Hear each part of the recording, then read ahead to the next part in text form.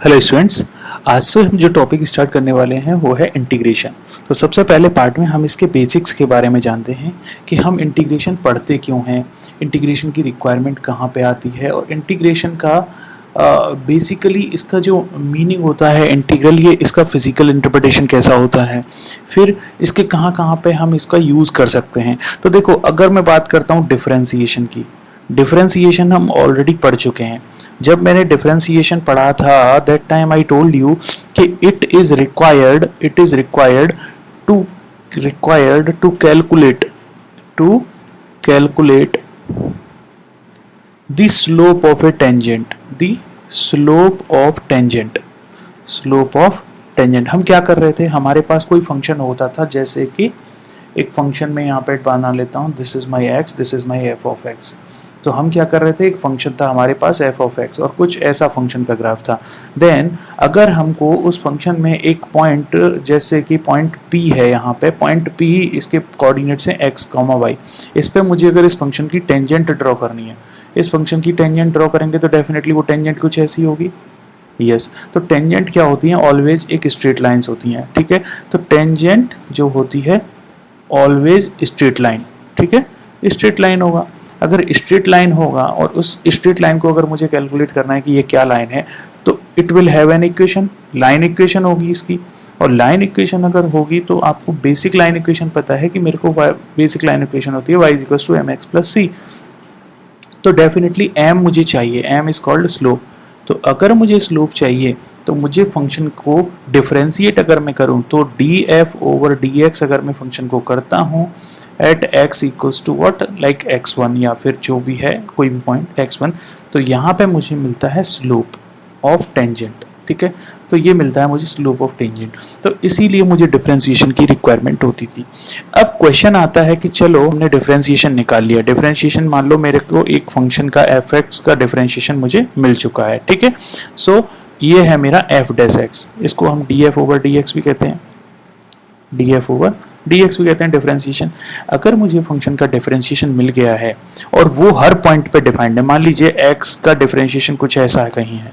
ठीक है, अब क्वेश्चन आता है कि ठीक है, आपको एफ डैश एक्स आपके पास मालूम है, तो कैन वी कैलकुलेट और डिटरमाइन द फंक्शन इटसेल्फ। जब आपके पास क्या था, आपके पास था फंक्शन एफ एक्स, तो आपने निकाला इसका differentiation, that is d/dx F of x, जिसको हम बोलते हैं एफ डैश ऑफ एक्स। अब क्वेश्चन आता है कि अब आपके पास खाली एफ डैश एक्स अवेलेबल है और आपको चाहिए क्या, फंक्शन एफ एक्स चाहिए। तो एक्चुअली इसको बोलते हैं हम anti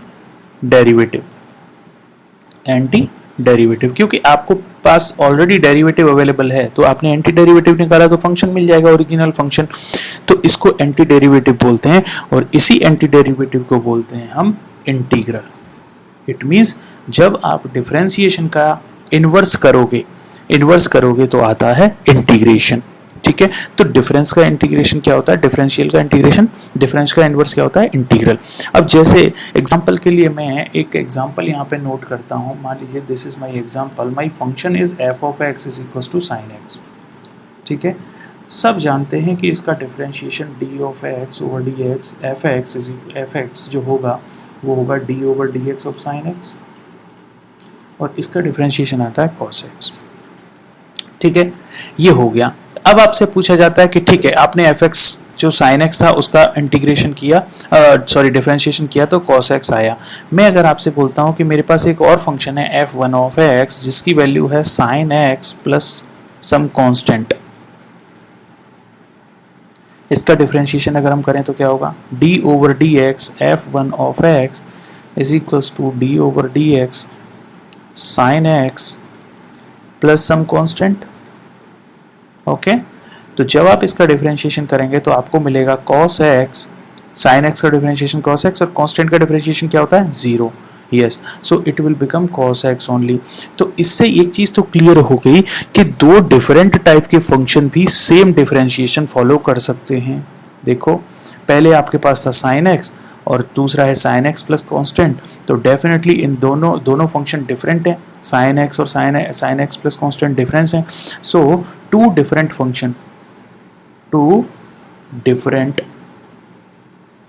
function can have same differentiation. yes differentiation, it means दो डिफरेंट फंक्शन हैं लेकिन सेम डिफरेंशिएशन है उनका। ये प्रॉपर्टी एक नए चीज को अराइज करती है, वो क्या होती है कि जैसे अभी आपके पास था फंक्शन एफ एक्स, आपने डिफरेंशिएट किया साइन एक्स के लिए, ठीक है, साइन एक्स को डिफरेंशिएट किया D A over d x of F x, तो आपको मिला कॉस एक्स, ठीक है। और आपने जब एक फंक्शन था नया एफ वन ऑफ एक्स जो कि था sine x plus some constant मान लो सी, और जब आप इसका डिफरेंशिएशन करते हो तो भी आपको डिफरेंशिएशन मिलता है cos x। इसका मतलब ये होता है कि दो फंक्शन एफ एक्स और F one x same differentiation हो सकता है, बशर्ते वो डिपेंड करेगा फंक्शन कैसे वेरी कर रहा है, कांस्टेंट के थ्रू। सो एग्जांपल के लिए अगर आपका कांस्टेंट इज इक्वल टू हो जाता है 0 तो आपको मिला एफ एक्स, अगर कांस्टेंट हो जाता है समबट 1 तो मान लीजिए आपको मिला एफ वन एक्स, कांस्टेंट आ जाता है 2 सो f2x। इसीलिए ये जो कांस्टेंट होता है इसको हम बोलते हैं आर्बिट्रेरी कांस्टेंट। आर्बिट्रेरी कांस्टेंट क्यों बोलते हैं? क्योंकि आर्बिट्रेरी कांस्टेंट का मतलब है इसकी वैल्यू कुछ भी हो सकती है, वो डिपेंड करता है पर्सन के ऊपर और या फिर जो भी मैथमेटिक्स में प्रॉब्लम सॉल्व कर रहा है उसके ऊपर। तो अब जैसे क्वेश्चन आता है कि आपने F D over d x of F x किया, साइन एक्स का कॉस एक्स आया, D F over d x की एफ वन कॉस एक्स आया साइन एक्स प्लस सी का। इसका मीनिंग ये होता है कि अगर आप कॉस एक्स का इंटीग्रेशन करोगे तो साइन एक्स आना चाहिए या फिर एफ एक्स आना चाहिए। यस, तो इसीलिए हम कहते हैं कि जो मेरा इंटीग्रल होता है वो होता है एंटी डेरिवेटिव। तो याद रखो दो जो फंक्शन होते हैं साइन एक्स हो या फिर cos x, sine x plus c हुआ, दोनों का जो डिफरेंशिएशन है वो दोनों का डिफरेंशिएशन कांस्टेंट है। इसका मतलब इनका इंटीग्रल के बारे में हमें सोचना पड़ेगा। तो अगर हम बात करें जैसे कॉस एक्स का डिफरेंशिएशन होता है मान लीजिए क्या, sine x minus sine x, तो ऐसे ही माइनस कॉस एक्स, अगर कॉस एक्स प्लस सी रखें तो भी उसका माइनस साइन एक्स हो जाएगा। तो इस बेस पे हम इंटीग्रेशन के बारे में डिसाइड करते हैं। इसका मीनिंग हो गया कि अगर मान लो आपके पास d over d x of sine x है तो आप बोलते हो ये होता है कॉस एक्स। अगर इसको इंटीग्रेट करो दोनों साइड को तो ये तो चीज़ हो जाएगी कैंसिल और ये चीज़ हो जाएगी कैंसिल। तो इसका जब इंटीग्रेशन करेंगे तो इंटीग्रेशन का साइन होता है ये वाला।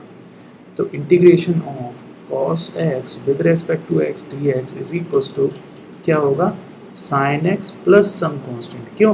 क्योंकि d over dx of sin x plus some constant is equals to cos x होता है। ये हमेशा, क्योंकि ये आर्बिट्रेरी कांस्टेंट है, इसकी वैल्यू के ऊपर डिपेंड करेगा आपका फंक्शन क्या होगा। ठीक है, तो इस तरीके से मैं लिख सकता हूँ बिल्कुल। तो ये होता है मेरा sin x cos x। अब आता है क्वेश्चन, जैसे आपके पास मान लीजिए D over d x of minus cos x अगर आपके पास होता है तो इसका डिफरेंशिएशन क्या होगा? आपको पता है कॉस एक्स का डिफरेंशिएशन होता है माइनस साइन एक्स, तो माइनस माइनस में वन लिखूँ प्लस तो साइन एक्स। अगर मैं आपसे यही कहता कि d over d x of minus cos x plus c तो भी साइन एक्स होगा। तो इसका मीनिंग आप ये कह सकते हो कि अगर मैं साइन एक्स का इंटीग्रल करता हूँ साइन एक्स डी एक्स तो मुझे मिलेगा minus cos x plus c, यही मिलेगा। तो इस तरीके से होता है इंटीग्रल डिफाइन। तो इंटीग्रल में हमेशा एक आर्बिट्रेरी कांस्टेंट आएगा ही आएगा। वो क्यों आता है? क्योंकि ये आर्बिट्रेरी कांस्टेंट के ऊपर डिपेंड करेगा कि आपका फंक्शन होगा कैसा। ठीक है, तो अभी हमने जितने भी डिफरेंशिएशन किए हैं हम उनके बेस पे डिफाइन करते हैं कि फंक्शन होगा कैसा। जैसे मान लीजिए आपके पास एक फंक्शन हुआ करता है d over d x of x to the power n, आप इसको बोलते हो कि ये आता है n x to the power n minus one, यही आता है। तो अगर आप इसका इंटीग्रल करो तो integral means integration of n x to the power n minus one of d x, तो ये आएगा x to the power n plus c some constant. ठीक है, तो या फिर आप ऐसा भी कह सकते हो integration of x to the power n minus one d x is equal to one upon n x to the power n. Plus c, क्योंकि देखो ये कांस्टेंट है तो कांस्टेंट में आप n का डिवाइड दोगे तब भी ये कांस्टेंट ही रहेगा। सो इसीलिए कभी भी याद रखना, हम कांस्टेंट को कभी चेंज नहीं करते हैं। अगर आप n को n+1 से रिप्लेस कर दो तो आपको मिलेगा x to the power n+1 minus 1 dx is equals to x to the power n+1 divided by n+1 plus some constant. तो आप कहोगे x to the power n dx is equals to x to the power n+1 divided by n+1 plus some constant. तो इस तरीके से मेरे integration होते हैं। तो आपने जो पढ़े हैं डिफरेंशिएशन के लिए फॉर्मूला वही फॉलो करते हैं इंटीग्रेशन के लिए फॉर्मूला, जस्ट इन्वर्सली। ठीक है, कि जो आप साइन एक्स कर रहे थे वो कॉस एक्स में हो जाएगा। एग्जाम्पल के लिए मान लीजिए मैं ये लेता हूँ कि मेरे पास है d/dx ऑफ x, तो आपको पता है इसका डिफरेंशिएशन होता है 1। अगर मैं d/dx of x plus c some constant लेता तो भी डिफरेंशिएशन नहीं होता। इसका मीनिंग ये हो गया कि कोई भी कांस्टेंट नंबर 1 है उसका इंटीग्रल अगर आप करोगे तो इंटीग्रल आएगा x प्लस सी। यस, तो और वैसे भी आप कर सकते हो। अभी हमने देखा है x to the power n dx जो होता है x to the power n+1 divided by n+1 plus some constant. अगर n इज इक्वल टू 0 आप पुट करते हो तो it will become 1 of dx is equal to x to the power 1 divided by 1 plus c. So this is x plus c. तो इस तरीके से हम बात कर सकते हैं डिफरेंशिएशन को इंटीग्रेशन से कोरिलेट करने के लिए। आगे और भी कुछ हमारे पास जैसे फॉर्मूला होते हैं। मान लीजिए आपको पता है d/dx ऑफ 10x जब आप करते हो तो आता है sec स्क्वायर x। यस, तो अगर मैं 10x प्लस सी करूँ तो भी sec स्क्वायर x आएगा। इसीलिए integration of sec square x dx जो होगा वो होगा 10x plus some constant. Yes, ऐसे ही आपको पता है d/dx of minus cot x जब आप करते हो, ओके, आप कॉट एक्स प्लस सी भी ले लो। यहाँ पे कॉट एक्स प्लस सी आप करते हो तो आपको पता है कॉट एक्स का जो डिफरेंशिएशन होता है, कॉट एक्स का डिफरेंशिएशन होता है माइनस कोसेक स्क्वायर एक्स। लेकिन हम माइनस ऑलरेडी अपनी तरफ से लगा रहे हैं, इसका रीज़न है क्योंकि हम यहाँ पे कोसेक स्क्वायर एक्स करना चाहते हैं पॉजिटिव में। तो इसका मतलब जब आप कोसेक स्क्वायर एक्स को इंटीग्रल करोगे तो आपको मिलेगा minus cot x plus c. ठीक है, तो मेनली मैंने अभी फिर से हम वहीं पे आ गए हैं कि हमें जो है आर्बिट्रेरी कांस्टेंट पे ध्यान देना है। आर्बिट्रेरी कांस्टेंट ये क्यों आया? क्योंकि इंटीग्रल का इन्वर्स डिफरेंशिएशन और डिफरेंशिएशन का इन्वर्स इंटीग्रल होता है, बट क्योंकि दो different function same integration follow कर सकते हैं इसीलिए हमें ये बारे में पता होना ज़रूरी है। जैसे एग्जाम्पल के लिए d/dx ऑफ sec x है मान लीजिए मेरे पास, तो sec x का डिफरेंशिएशन आपको पता है ये होता है sec x tan x। Yes, अगर मैं यहाँ कांस्टेंट भी लगा लेता तो भी sec x tan x ही होता क्योंकि कांस्टेंट का डिफरेंशिएशन 0 होता है। अगर बोथ साइड का आप इंटीग्रल करोगे तो आपको मिलेगा sec x tan x dx is equals to, ये क्या हो जाएगा? Definitely sec x plus c. तो आप सिंपल आपको अगर डिफरेंशिएशन के सारे फार्मूलाज याद हैं तो आप इंटीग्रेशन का इजीली फार्मूला कर सकते हो। जैसे आपको पता है d/dx of minus cosec x, जैसे मेरे पास होता है minus cosec x plus some constant c, तो माइनस कोसेक एक्स का इंटीग्रेशन डिफरेंशिएशन होता है cosec x into cot x. इसका मतलब अगर आप cosec x into cot x का इंटीग्रल करोगे, कॉट एक्स का इंटीग्रल करोगे तो आपको मिलेगा, आपको क्या मिलेगा? Minus cosec x plus c, यही मिलेगा। यस, ऐसे ही आपके पास और भी जो फार्मूला हैं, जैसे एक बेस्ट नोन फार्मूला हमारे पास कुछ होते हैं sine inverse of x plus c. तो sine inverse of x plus c का डिफरेंशिएशन जब आप करते हो तो आपको मिलता है 1/√1 माइनस एक्स स्क्वायर। अगर यहीं आप 1/√1 माइनस एक्स स्क्वायर का इंटीग्रेशन करोगे तो क्या मिलेगा? डेफिनेटली जब आप इंटीग्रेशन करोगे dx के रेस्पेक्ट में तो ये मिलेगा sine inverse of x plus c. ऐसे ही अगर आपसे बोला जाए d/dx of minus cos inverse x dx जब आप करते हो तो क्या मिलता है आपको? Plus c. Okay, minus cos inverse x plus c का अगर आप डिफरेंशिएशन करते हो तो आपको क्या मिलता है? ये मिलता है 1/√1 माइनस एक्स स्क्वायर। यस, तो 1/√1 माइनस एक्स स्क्वायर आपको मिलता है। तो अगर आप यहीं पे dx/√1 माइनस एक्स स्क्वायर करोगे तो आपको मिलेगा माइनस टाइम्स ऑफ यहाँ पे होना चाहिए तो कॉस इनवर्स एक्स प्लस सी मिलेगा। ठीक है, तो माइनस कॉस, या फिर अगर यहाँ पे पॉजिटिव है तो इसको माइनस कॉस इनवर्स कह सकते हो। इसका मतलब साइन इनवर्स एक्स और माइनस कॉस इनवर्स एक्स एक जैसे हो जाएंगे। तो इस तरीके से हम बात कर सकते हैं। मान लीजिए जैसे डी ओवर डी एक्स आपके पास होता है 1/1 plus x square plus c some constant, और जब आपको पता है ये होता है टेन इनवर्स का, सॉरी इसको हम थोड़ा सा फिर से इम्प्रूव करते हैं, क्योंकि अगर आपके पास होता है tan inverse of x plus some c, तो आपको पता है 1/1 प्लस एक्स स्क्वायर मिलता है। तो इसी का अगर आप इंटीग्रल करोगे डी एक्स के साथ तो मिलेगा आपको tan inverse of x plus c. ठीक है, तो इस तरीके से आप सारे क्वेश्चंस को सॉल्व कर सकते हैं। ऐसे ही आप कॉट सेक कोसेक पेपर्स कर सकते हो। अब एक आता है, जैसे आपको पता है d over d x of e to the power x, आपको पता है e to the power x का differentiation e to the power x ही होता है। यस, तो इसका मतलब d over d x of e to the power x plus some constant का भी differentiation e to the power x होगा। अगर आप बोथ साइड का इंटीग्रल करो तो बोथ साइड का इंटीग्रल क्या हो जाएगा, e to the power x d x, तो आपको क्या मिलेगा, e to the power x plus c, यही मिलेगा। यस, जैसे आपको पता है d over d x of log of x base e है मेरा प्लस सम कांस्टेंट, तो इसका आता है डिफरेंशिएशन 1/x। ऐसे ही 1/x का अगर आप इंटीग्रेशन करोगे तो ये क्या आएगा, लॉग ऑफ एक्स प्लस सी। अच्छा याद रखना x यहाँ पे पॉजिटिव है तो इसीलिए यहाँ पे आप मॉड लगा दीजिए, मॉड, क्योंकि x एस टू की पॉजिटिव। ठीक है, अब जैसे आपके पास एक फार्मूला और होता है कि d over d x of a to the power x plus c, जब आप इसका डिफरेंशिएशन करते हो तो आता है a to the power x log e a, यही आएगा।